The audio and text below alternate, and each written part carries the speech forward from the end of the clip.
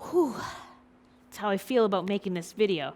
We're gonna fast forward through some amazing, critical, super interesting parts of history that don't make the cut for our course for AP World History Modern.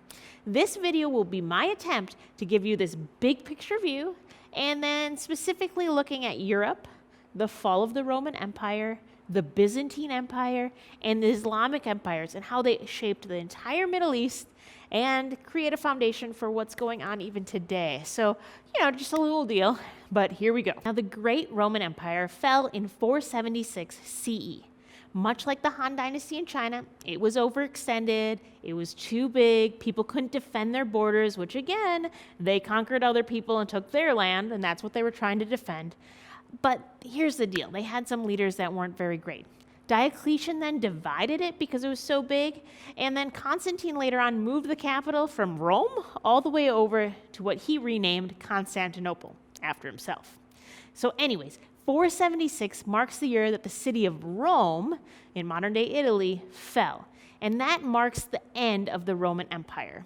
Now, there were some attempts at regaining rule in Europe, at least the western part, with a few times like Charlemagne in modern-day France, but essentially Europe enters the Middle Ages, which is a term that means basically the time between when they were great and weren't great and then were great once again. Some even call this the Dark Ages, but I think that's a little grim because there was still stuff going on there. The bottom line is this: knights and castles, no unified rule. It's like Robin Hood or Braveheart or Monty Python and the Holy Grail, which, let's be honest, you know none of these shows because you are too young for them. Sword in the Stone? I got nothing. Either way, this is the time, like I joke around with my class, of castles, knights, and dragons. Minus the dragons, because they're not real. Anyway, the bottom line is this: there isn't a ton happening in Europe.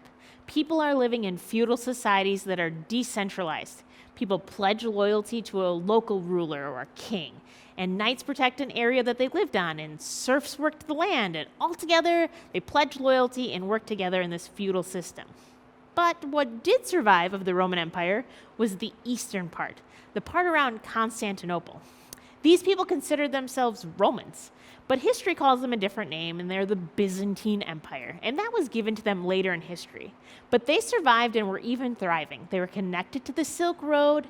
They still were Christian, although the Orthodox version.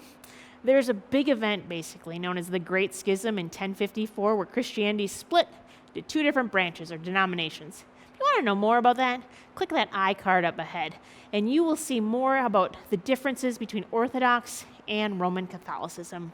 But that's another video, because we're fast forwarding. But the two sides semi-made up for a period of time because they had a common enemy, a common opponent, and those were the Islamic Empires who were currently controlling the city of Jerusalem, the Holy Land, the Holy City.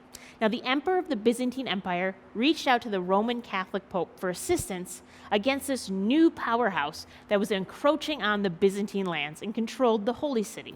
So the Pope responded with a fiery gloom and doom speech to go on a crusade to retake Jerusalem. And it worked. It worked so much that it fired up people who left in that moment. Knights and pretty much full families of commoners made the trek. First to Constantinople and then on to Jerusalem. It took like 3 years. And so when they got to Constantinople, the emperor was like, who's this bunch of misfits? I wanted knights and you sent the neighborhood. They continued, and they went on to Jerusalem to fight in the name of God. Now, initially, the Crusaders retook the holy city of Jerusalem in 1099, and then they lost it every subsequent time. But here's the deal. It really changed Europe forever. And this is what I mean by that. The backwards Europeans, also known as the Franks, fought for the holy city and found an epically more advanced civilization. Better food, better spices, much better technology, and really advanced medical knowledge that was happening in the developing Islamic world. Let's take a time out and catch you up on that. So we know that Persia was an empire that throughout much of the Middle East was around during the classical period. They fought with the ancient Greeks, but then later were conquered by Alexander the Great, which pushed basically all the way almost up to the Mauryan Empire in India. That all fell apart and the generals ruled for a period of time. But here's the deal. By the year 622, a new religion entered the scene in the Arabian Peninsula with the Prophet Muhammad. Check out the video above about Islam if you want to know more about that. Islam united the tribal people of the Arabian Peninsula under a monotheistic belief system under Muhammad, known as Islam, and where he served as both this political and spiritual leader with the title of a caliph. But after his death, there was no plan on who should lead next, and this led to problems. Short story, people disagreed. Voila, just like Christianity, there would be a split where now there were two major sects or branches of Islam that emerged, Sunni and Shia. Sunni believed that the next caliph should be chosen from the community, what they called the Ummah, based on character and their leadership abilities. Shia believed that it should be from the dynastic rule or the bloodline of Muhammad.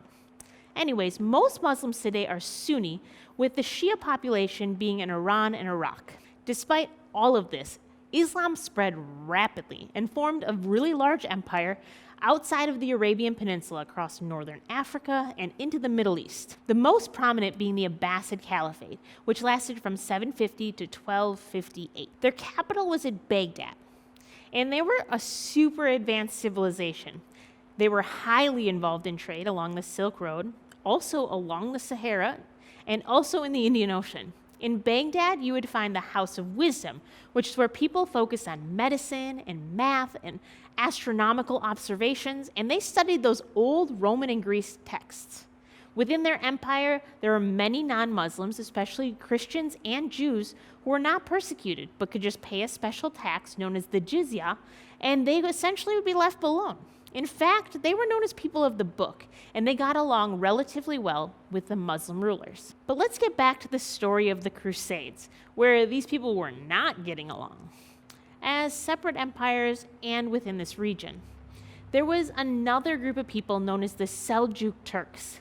They were from the region of Anatolia, or modern-day Turkey, and they were more nomadic, and they moved around. They had converted to Islam, and when we think of conflicts of the Islamic Empires and the Byzantines, the conflict is more directly with the Seljuk Turk Muslims, not the Abbasid. Now, the Europeans win the First Crusade and lose the rest. In fact, during the Fourth Crusade, they even involved the Franks attacking the Byzantines in Constantinople, which made that divide between them even greater.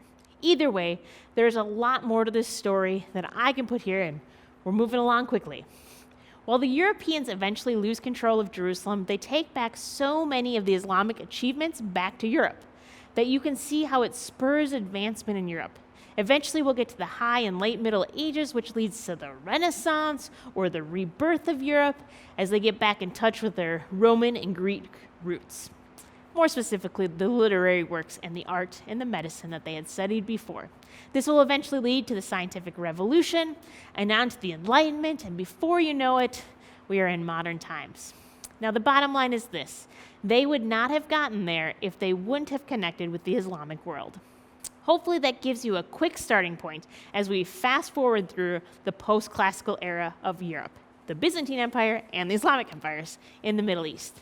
If you appreciate this somewhat brevity of this video, hit the like button below. If you want more, click out the other videos that you see here to learn more about these topics. There's so much amazing history that I could not include in here, but hopefully this gives you a little bit of context. We'll see you next time.